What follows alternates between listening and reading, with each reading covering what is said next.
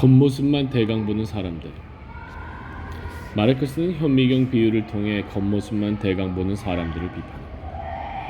역사를 대강만 보는 사람들은 이렇게 말합니다.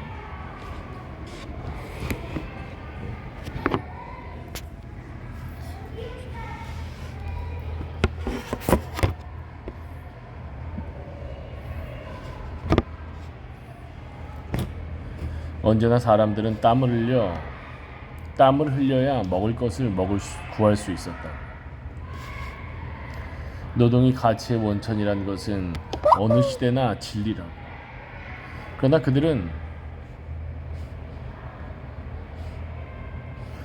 그들은 똑같이 일한다고 해도 고대 노예의 노동과 근대 노동자의 노동이 완전히 다르다는 것을 이해하지 못합니다.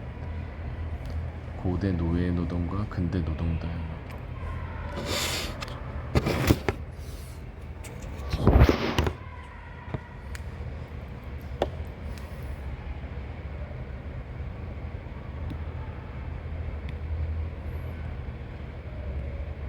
다르다는 것.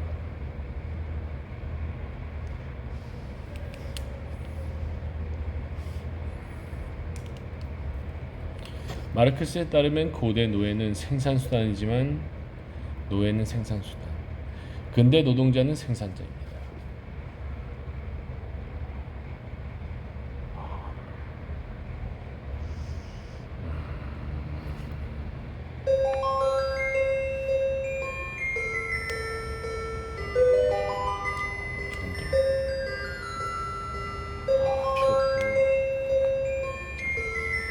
대강 보는 사람은 각각 사회 형태가 얼마나 다른지, 각 사회 형태에서 인간행위가 얼마나 다른 의미를 갖는지 모릅니다.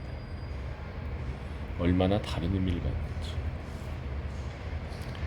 마르크스는 젊었을 때 현미경 비유를 든 적이 있습니다. 현미경. 박사 논문인 데모크리토스와 에피쿠로스 자연 철학의 차이에서였죠.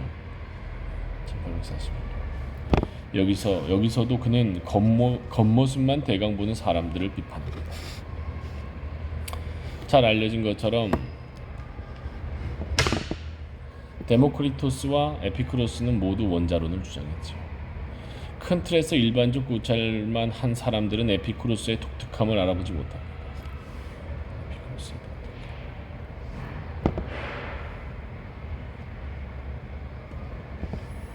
에피쿠로스의 원자론은 데모크리토스한테서 가져온 것이고 그의 윤리학은 키레네 학파에서 가져온 것이라고 말합니다. 아주 사소하고 자의적인 변형이 있을 뿐 그다지 새로운 것이 없다면서 말이죠. 세심하지 못하니까.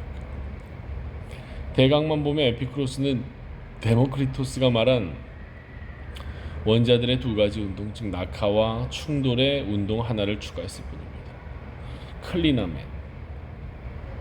클리나멘이라고 하는 원자가 직선에서 미세하게 편移하는 운동이죠. 그러나 마르크스가 볼 때 이것은 결코 사소한 변형이 아니었습니다.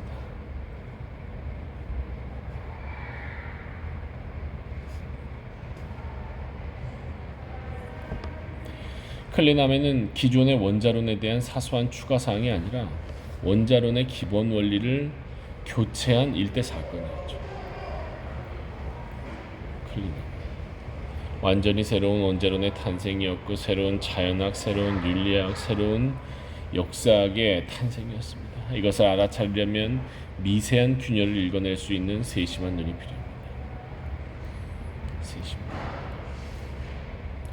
마르크스는 대강 보기 때문에 두 원자론, 두 자연학의 차이를 알아보지 못하는 사람들을 겨냥해 이렇게 말했습니다. 둘의 차이는 현미경을 통해서나 발견될 수 있을 정도로 깊이 숨겨져 있었기 때문에 그 둘 사이의 관련에도 불구하고 데모크리토스와 에피쿠로스 자연학 사이의 하나의 본질적 차이, 가장 미세한 곳까지 관통하는 그 차이가 증명될 수 있다면 그것은 매우 값진 일이 될 것이다. 작은 것 안에서 증명될 수 있는 것은 더 큰 차원의 관계들이 포착되는 곳에서는 더욱 쉽게 보여줄 수 있지만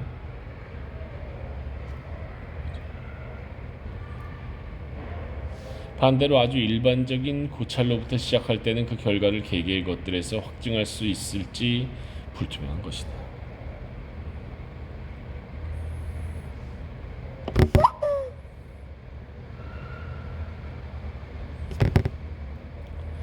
털끝만큼의 차이, 즉 호리의 차이로도 천지를 가르는 사건이 생겨납니다. 반대로 말해야겠지요.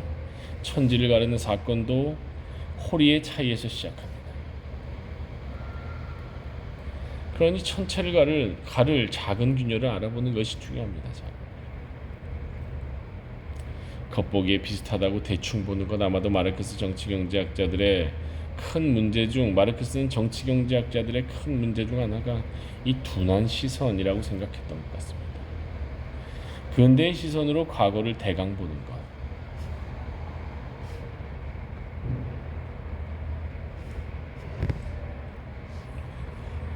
과거를 자기 시대에 꿰맞추는 것 말입니다. 역사를 보려면 작은 차이에서 큰 차이를 알아볼 수 있는 역사적 눈이 필요합니다. 천재가 보지 못한 역사.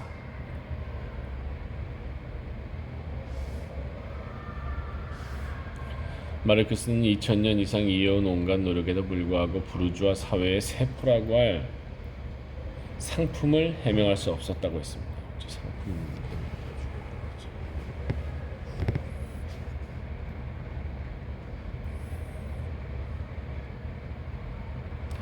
필요한 물건들이 교환되는 장면을 눈앞에서 지켜본 것은 아주 오래되었지만 가치가 상품의 형태로 나타난 것에 대한 인식에는 도달하지 못했다는 것입니다.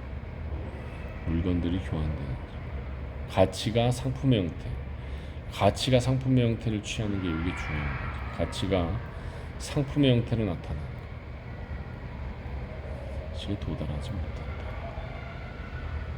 대체 왜 그랬을까요? 지성이 모자라서요? 언뜻 그렇게 들립니다. 마르크스는 신체의 세포를 보는 데에는 현미경이 필요하지만 경제 형태를 보려면 추상력이 필요하다고 했으니까. 지성. 신체의 세포를 보는 데에는 현미경, 경제 형태를 보려면 추상력이 현미경의 역할을 하는 겁니다. 그러나 이 추상력은 지능을 의미하는 게 아닙니다.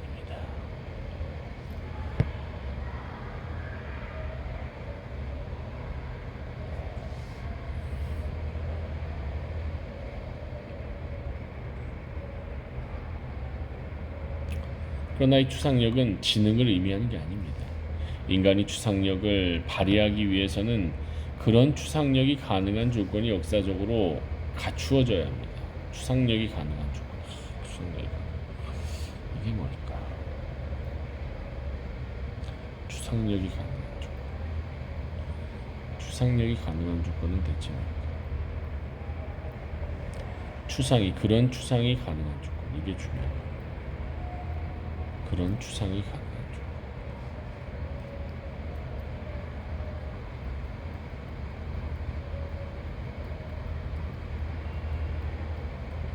가능한 조건은 무엇인가?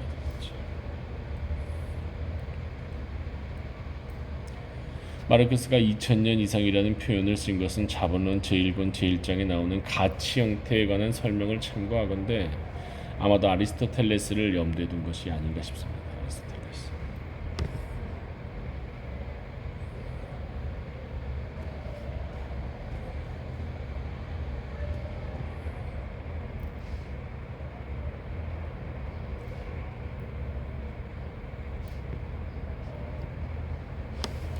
마르크스에 따르면 근대 경제학의 관점에서 볼 때 아리스토텔레스는 가치 형태라는 것을 거의 분석해냈습니다. 가치 형태.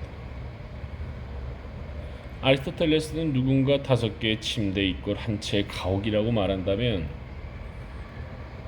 그것은 5개의 침대 있고 얼마간의 화폐라고 말하는 것과 같다는 것을 알았습니다. 두 상품의 단순한 교환에 이미 일반적 가치 형태,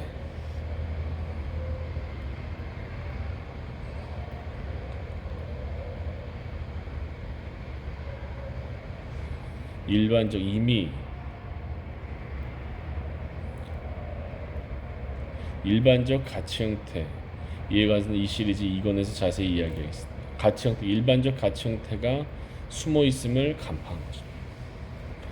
그런데 아리스토텔레스는 여기서 멈춥니다. 서로 다른 물건들을 동일한 단위로 측정하는 것이 실제로 가당치 않다고 생각했기 때문입니다.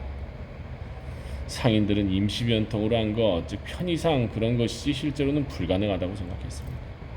형상이 다른 두 사물의 공통 척도라는 건 실제로 존재할 수 없을 테니까요. 교환되는 두 물건의 공통 척도를 생각했으면서 공통 척도. 아리스토텔레스는 왜 그것을 믿을 수 없었을까요? 왜 두 물건에서 어떤 동질성을 떠올릴 수 없었을까요?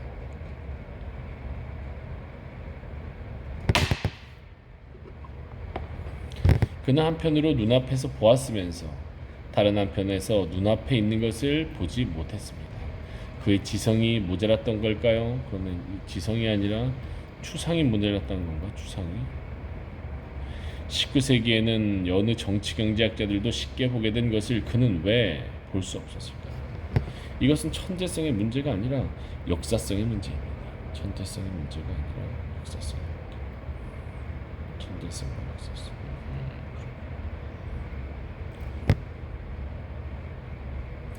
이 시리즈의 이권에서 자세히 살펴보겠습니다만 동질화된 가치 공간, 이 추상이 가능한 공간입니다. 동질화된 가치 공간, 추상이 가능한 공간. 이 동질화된 가치 공간은 역사적 생산물입니다. 역사적 생산.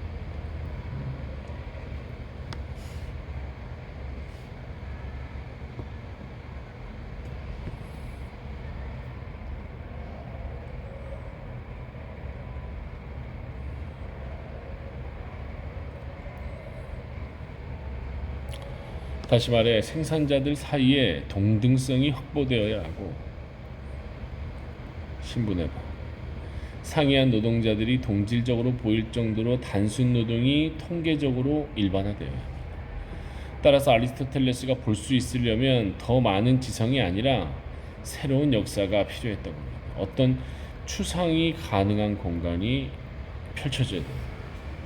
그러니까 신분해봐. 인간이 동일하다. 인권이라는 어떤 추상이 가능한 조건이 펼쳐져야 되고 인간 단순 노동을 통계적으로 일반화할 수 있는 그런 노동의 배경, 단순 노동이라는 추상이 가능해요.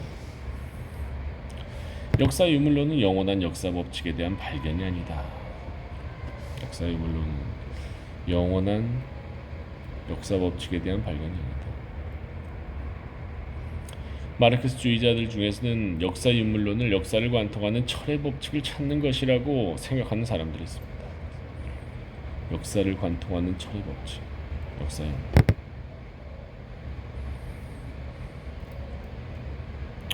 이것은 마르크스의 생각과도 거리가 멉니다. 역사 유물론은 무슨 말이죠? 역사 유물론을 역사를 관통하는 철의 법칙, 역사를 관통하는 철의 법칙.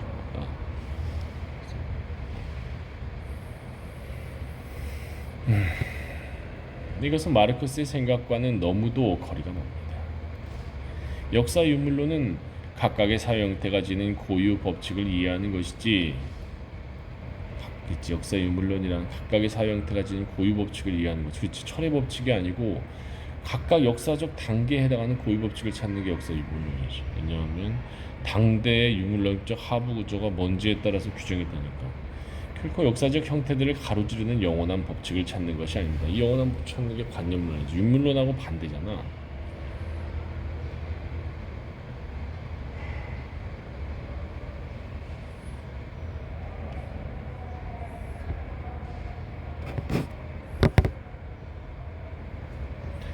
그래서 엥겔스는 당대의 젊은 사회주의자들을 질타했습니다.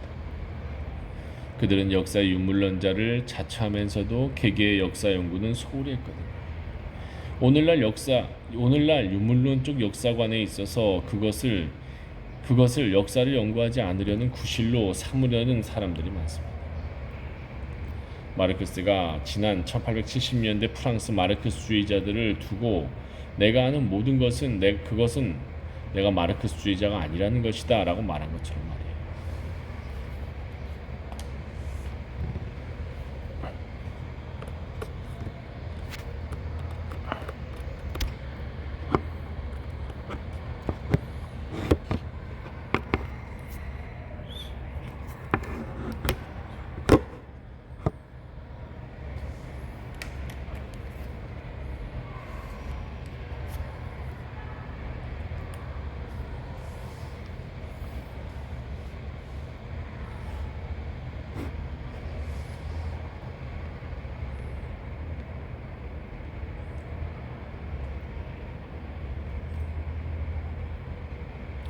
내가 대학 다니던 시절에는 스탈린이 정립한 소위 역사 발전 5단계라는 것을 마르크스가 말한 역사의 진리나 되는 듯 생각하는 사람들이 상당히 많았습니다. 역사 발전 5단계.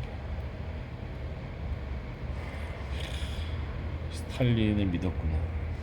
정치경제학 비판 소설에서 마르크스가 아시아적 생산 양식과 고대적 생산 양식, 봉건적 생산 양식, 근대 부르주아적 생산 양식을 단계적으로 나열한 적이 있긴 합니다만 그 직전에 작성한 정치경제학 비판 요강이나 1880년 무렵에 쓴 편지들을 보면 각 단계로의 이행이 필연적이지 않으며 이행 경로도 단선적이지 않음을 알 수 있습니다. 더 중요한 것은 사회 형태들이 저마다 완전히 다른 편제를 갖는다는 사실입니다. 자본주의나 공산주의로의 이행을 필연이나 목적으로 상정해서는 각각의 사회를 전혀 이해할 수 없습니다. 필연이나 목적. 그렇지.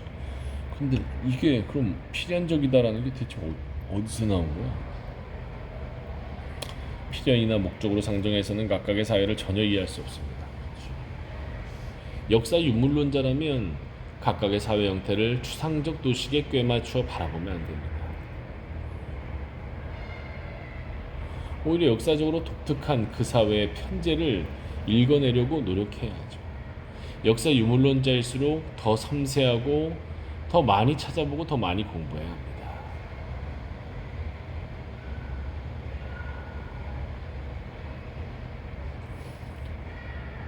역사 유물론은 우리에게 역사를 공부할 필요가 없는 도식을 찾아낸 이론이 아니라 역사를 공부할 필요가 없는 도식이 아니라 왜 역사를 더 많이 공부해야 하는지 그 필요성을 일깨우는 이론입니다.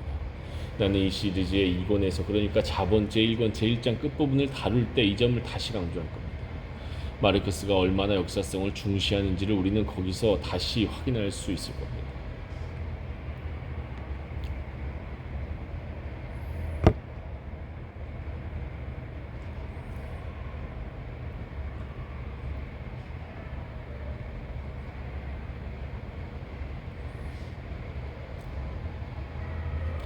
마르크스의 정치경제학 비판과 관련해서 볼 때 영원한 법칙을 찾으려는 것은 정치경제학자들이었습니다. 그렇죠.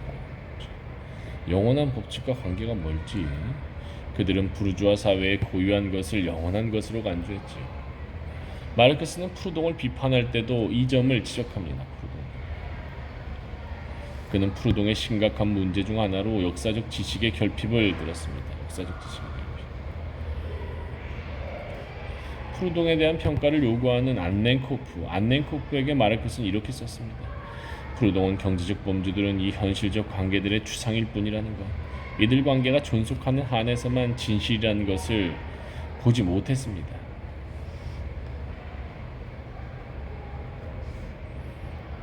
현실적 관계들이 추상일 뿐이라는 것,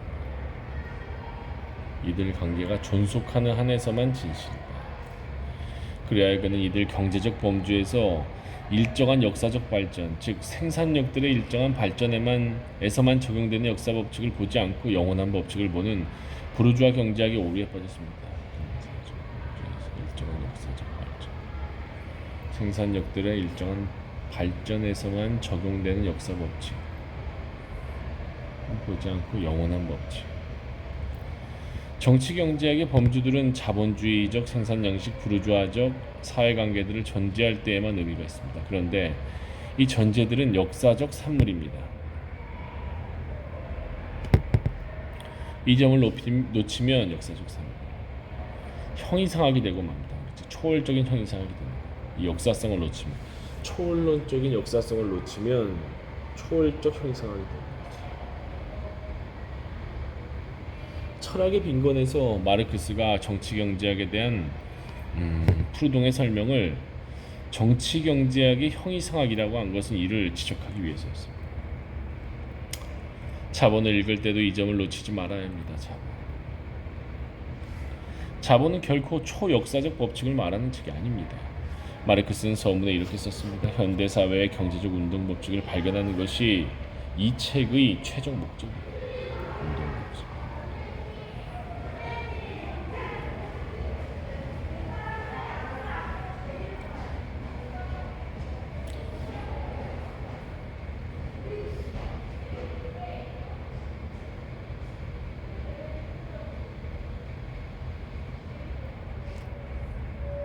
즉 자본은 역사적 사회 형태로서, 역사적 생산 양식으로서 자본주의를 분석하고 비판하는 책이지 역사적 생산 양식.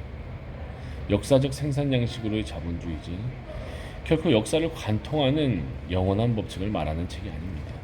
제2독일어판 후기에서도 마르크스는 이 점을 누차 강조합니다. 참고로 이 후기를 쓸 무렵 자본의 첫 해외 번역본인 러시아판이 출간되었는데요. 마르크스는 러시아 학자들이 이 책에 어떤 반향을 보일지 궁금했을 겁니다. 러시아 학자들이. 그런데 러시아 경제학자 카우프만의 논평이 마르크스의 눈길을 끌었습니다. 카우프만. 그의 논평 중 어떤 부분이 마르크스 자신이 말하려는 바를 잘 드러냈다고 생각한 모양입니다.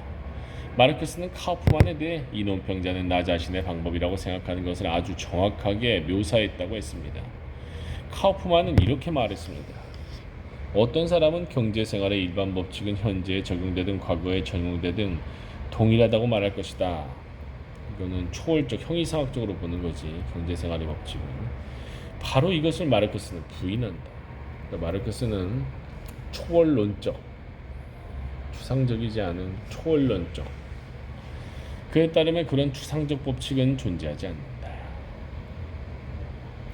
반대로 각각의 역사적 시기는 자기 자신의 법칙을 가지고 있다. 경제생 역사성을 강조한 거네. 마르크스는 경제생활의 일정한 발전 시기를 경과의 일정한 단계로부터 다른 단계로 이행하자마자 경제생활은 다른 법칙에 의해 지배받기 시작한다. 지배받기 시작한다. 이거 안 써도 되는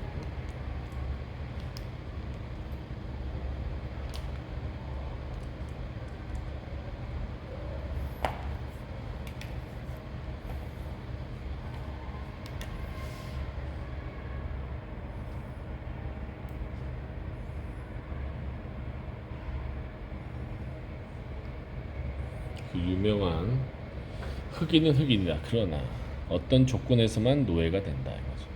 흑인은 흑인이다. 마르크스는 19세기 생물학 혁명에 크게 영향을 받았습니다.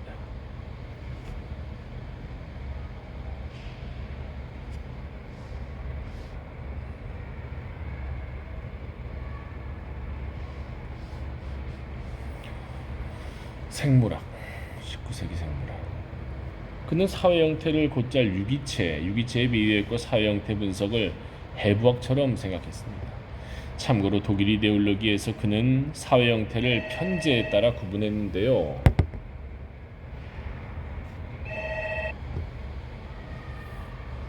해부학처럼 생각했습니다.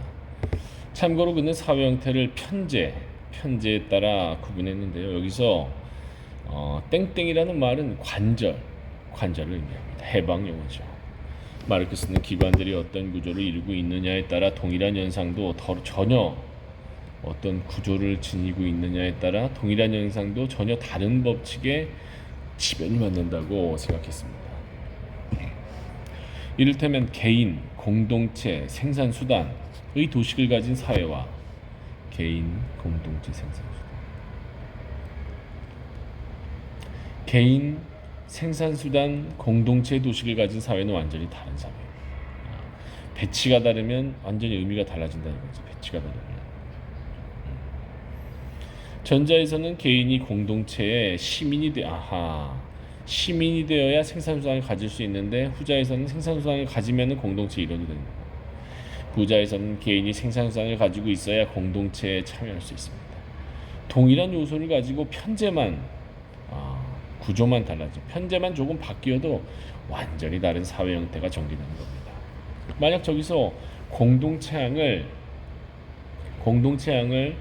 화폐로 바꾸면 그것만으로 또 다른 사회가 되겠죠. 공동체를 화폐를 가진 개인만이 생산수단을 가진 사회가 되는 겁니다.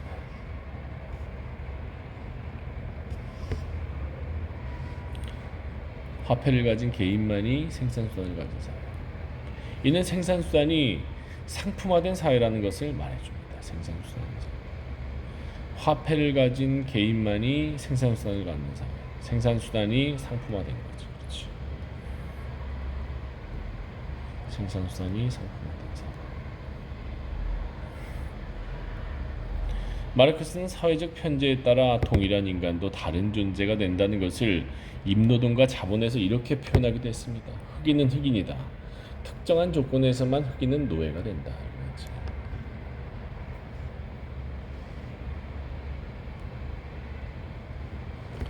흑인은 흑인이다. 그러나 어떤 조건에서 그는 노예가 된다. 정치경제학 비판 요강에서는 이런 말도 했습니다. 배고픔은 배고픔이다. 그러나 포크와 칼로 삶은 고기를 먹어서 충족될 배고픔은 손톱, 이빨로 날고기를 삼켜서 채우는 배고픔과는 상이한 배고픔이다. 이거 멋지네. 이거 맞죠?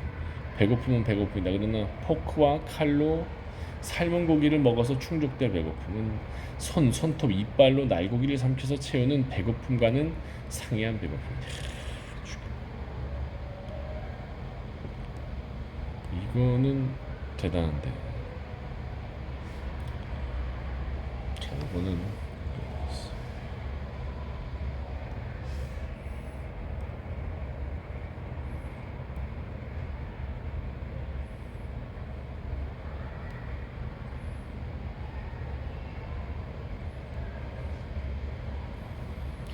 이 부분은 저장을 해놔야 돼. 자본을 먼저.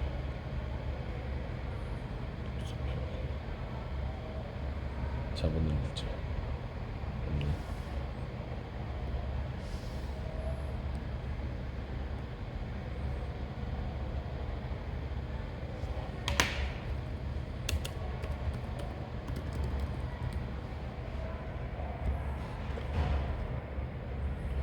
배고픔은 배고픔이다. 그러나 포크와 칼로 어쩌고저쩌고.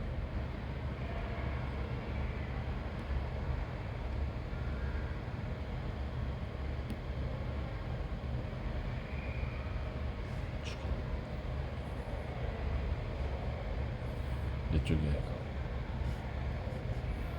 95쪽.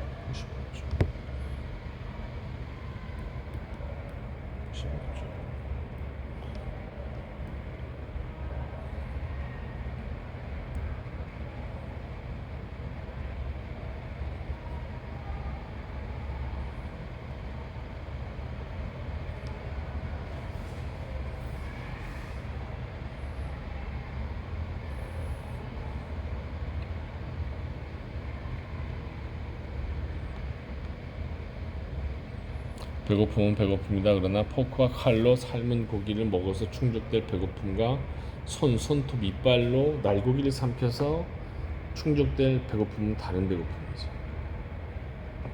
배치가 다르다. 똑같은 배고픔이지만 배치가 다르기 때문에 의미가 완전히 다른 거예요. 그러니까 그 배고픔 자체에 형이상학적인 본질이 있는 게 아니고 배치 속에서 의미가 달라진다. 그러니까 흑인에게 이렇게 이러저러할 본질이 있다고 생각하는 본질주의가 어떤 배치 속에서 의미를 갖는다. 배고픔은 배고픔이다. 그러나 칼이나 포크로 삶은 고기를 먹어서 해결될 배고픔과 손톱, 이빨로 날고기를 먹어서 해결될 배고픔은 전혀 다른 배고픔. 흑인은 흑인이라 특정한 조건 속에서 그는 노예가 된다. 앞서 인용한 자본의 논평자 카우프만은 이 점을 정확히 지적했던 겁니다. 마르크스가 인용한 그의 말을 마저 볼까요? 하나의 동일한 현상이라도 이 유기체들의 상이한 총체적 구조, 그것들의 개개 기관들의 다양성, 기관이 기능하는 조건들의 차이 따위로 말미암아 전혀 다른 법칙의 지배를 받습니다. 마르크스는 예컨대 인구 법칙이 어느 시대, 어느 곳에서나 동일하다는 것을 부인한다. 그는 반대로 각각의 발전 단계는 자기 자신의 인구 법칙을 가지고 있다고 주장한다. 이 같은 연구의 과학적 가치는 일정한 사회 유기체의 발생, 생존, 발전, 사멸과 더 높은 다른 사회 유기체에 의한 교체를 규제하는 특수한 법칙들을 해명하는 데 있다.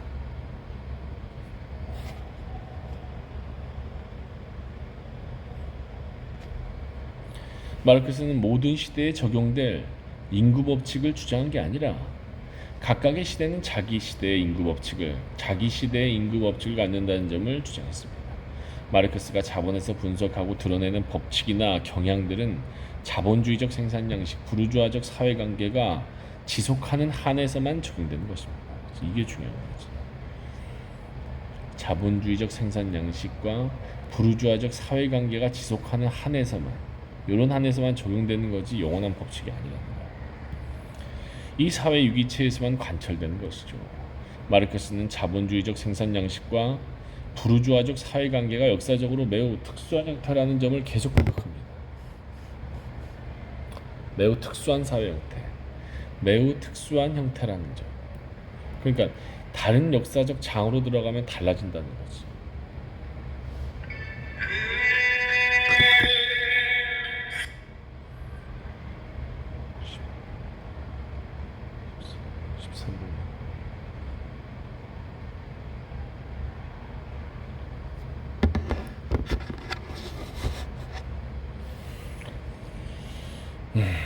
법칙은 유기체 안에 존재합니다.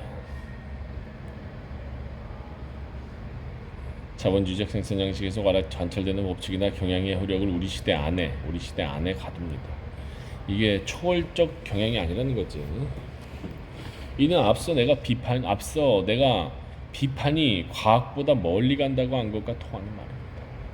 자본주의라는 사회 유기체에서 통용되는 법칙은 자본주의와는 다른 사회 유기체에는 적용되지 않을 뿐만 아니라 자본주의의 탄생에도 적용될 수 없습니다. 그렇죠. 탄생도 안 되고 그 이전이나 이후도 안 되는 거지. 앞서 말한 표현을 환기하자면 자본 현재의 역사를 가지고 자본 형성의 역사를 도출할 수 없습니다. 그렇구나. 그래서 그 말입니다. 자본 현재의 역사를 가지고 자본 형성의 역사를 도출할 수는 없다. 그렇죠. 왜냐? 장이 다르니까. 법칙이 달라. 여기서는 적용되는 법칙이에요. 마르크스의 비판은 12권이 마지막 거네. 마르크스의 비판은 자본주의적 법칙이 더는 통용될 수 없는 지점을 드러냅니다. 통용될 수 없는 지점. 그리고 자본주의의 탄생의 필연성을 제거합니다. 비판은 과학보다 멀리 갑니다. 비평은 작품보다 멀리 갑니다. 아니, 과학보다 멀리까지 가야, 그리고 작품보다 멀리까지 가야 제대로 된 비판이고 비평입니다. 비판은 과거만이 아니라 미래로도 멀리 가야 합니다. 현재가 통용되지 않는 과거로 갈 뿐 아니라 현재가 통용될 수 없는 미래로도 나아갑니다. 현재가 통용되지 않는 과거, 현재가 통용될 수 없는 미래, 현재가 통용되지 않았던 과거, 현재가 통용될 수 없는 미래. 비판은 자본 현재의 역사 속에서 미래의 역사를 읽어냅니다. 기원의 필연성을 제거할 뿐 아니라 영속성 또한 제거하는 겁니다. 기원의 필연성과 영속성을 둘 다 제거.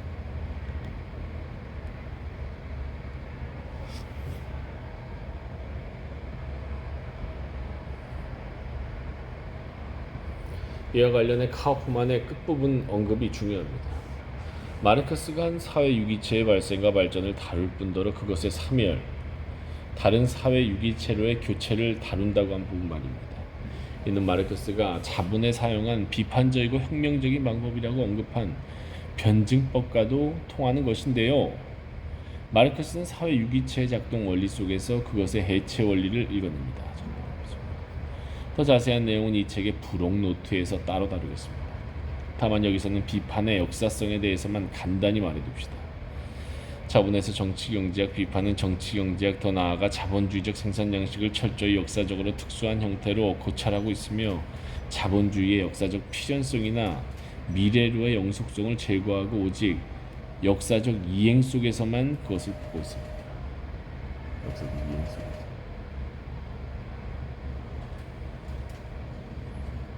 필연성과 영속성을 제거하고 필연성에서.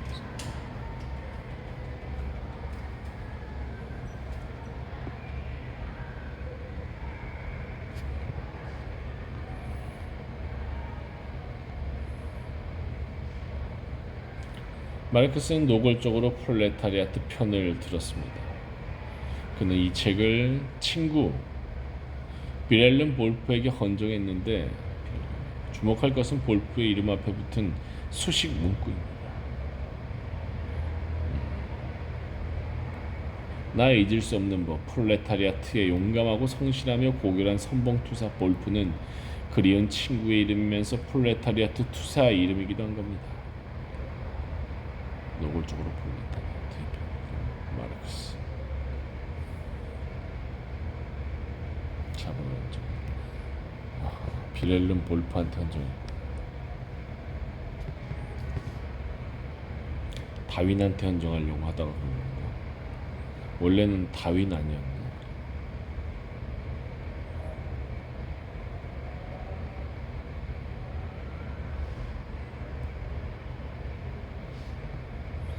자본에서 마르크스의 정치 경제학 비판이 갖는 또 하나의 중요한 특징은 당파성입니다. 당파성.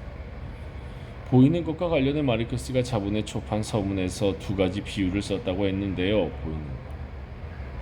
다시 말하자면 현미경과 하데스의 투구입니다. 현미경과 하데스. 비판의 두 번째 특징은 이 투구와 관련이 됩니다. 투구는 안 보이게 하는 거지.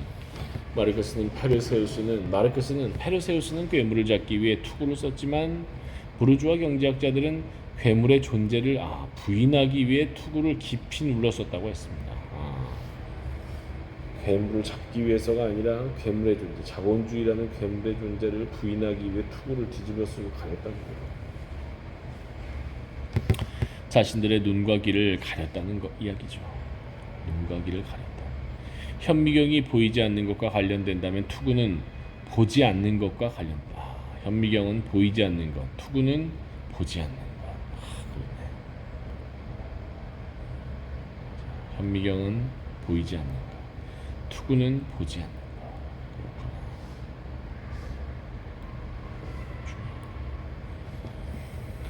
부르주아 정치 경제학자들이 보이는 것을 일부러 보지 않았는지 아니면 정말로 보지 못했는지는 중요하지 않습니다. 여기서 마르크스가 문제 삼는 것은 알을 둘러싼 의지입니다. 의지. 이 의지지. 무의식까지 치고 내려가는 알의 의지지. 이 의지, 이해관계가 맞지 않으면 보아도 볼 수 없고 봐도 못 본 채 할 수 있는 거지. 괴물의 존재를 부인하기 위해라는 말 속에 들어있는 의지 말입니다. 이 의지가 의식적인 것인지 무의식적인 것인지는 부차적인 것입니다. 여기에 과학, 학문에 대한 비판의 두 번째 측면이 있습니다. 학문에 대한 비판의 두 번째 측면. 과학을 둘러싸고 있는 의지에 대한 비판 말입니다. 의지에 대한 비판. 그러나 암만이 아니라 알을 둘러싸고 있는 의지, 알에 투여된 욕망을 드러냅니다. 마르크스의 정치경제학 비판은 정치경제학에 투여된 욕망에 대한 비판이기도 합니다. 정치경제학 비판은 정치경제학에 투사된 욕망에 대한 비판입니다. 이 조잡하고 탐욕스러운 욕망에 대한 비판.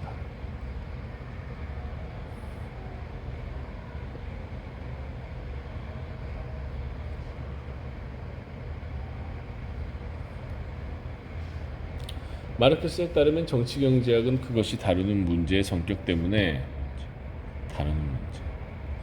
독특한 욕망의 지배를 받을 수밖에 없습니다. 이 독특한 욕망이 중요합니다. 독특한 화폐에 대한 욕망을 말하는 거예요. 독특한 욕망의 지배를 받을 수밖에 없습니다. 정치경제학은 물질적 이해관계를 다룹니다. 그러니 이와 관련된 욕망이 개입할 수밖에 없습니다. 그것도 사람의 감정 중에서 가장 맹렬하고 가장 저열하며 가장 추악한 감정, 즉 사리사욕의 퓨리어들이 투쟁의 장으로 들어오게 된 겁니다. 사리사욕의 퓨리어가 뭐야? 마르크스가 말한 퓨리어들은 복수의 여신들입니다. 복수? 아마도 처절한 난투극이 벌어진다는 뜻일 겁니다. 퓨리어들, 복수의 여신들. 마르크스는 정치경제학을 지배하는 욕망을 두고 이렇게 말했습니다. 신앙, 조항 39개 중 38개를 침해하는 것을 용서할지언정 자기 수입의 39분의 1을 침해하는 것을 결코 용서하지 않을 것이다.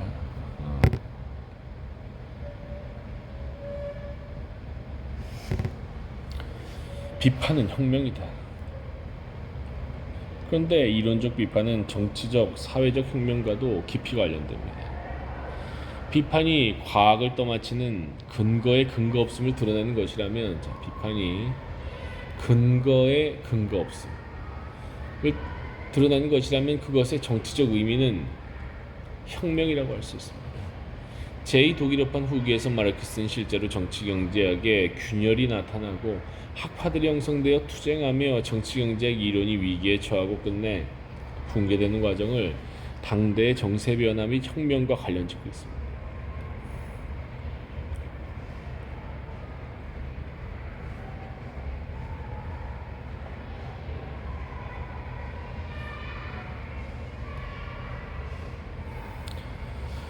정치경제학이 과학으로 정립된 것은 부르주아지가 권력을 잡으면서입니다.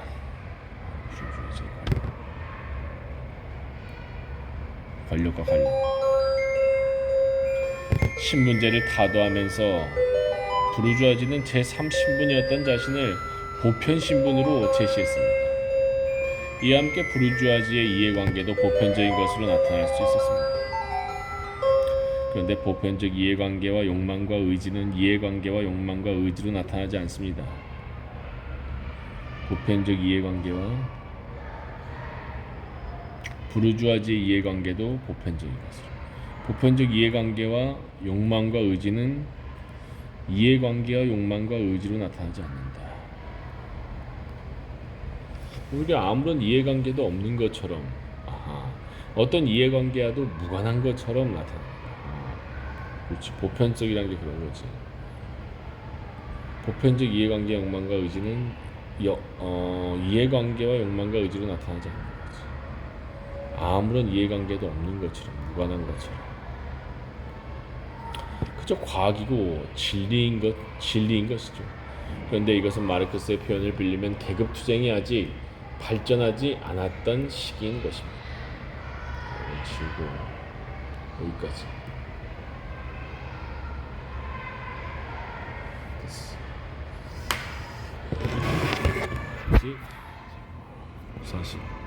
43분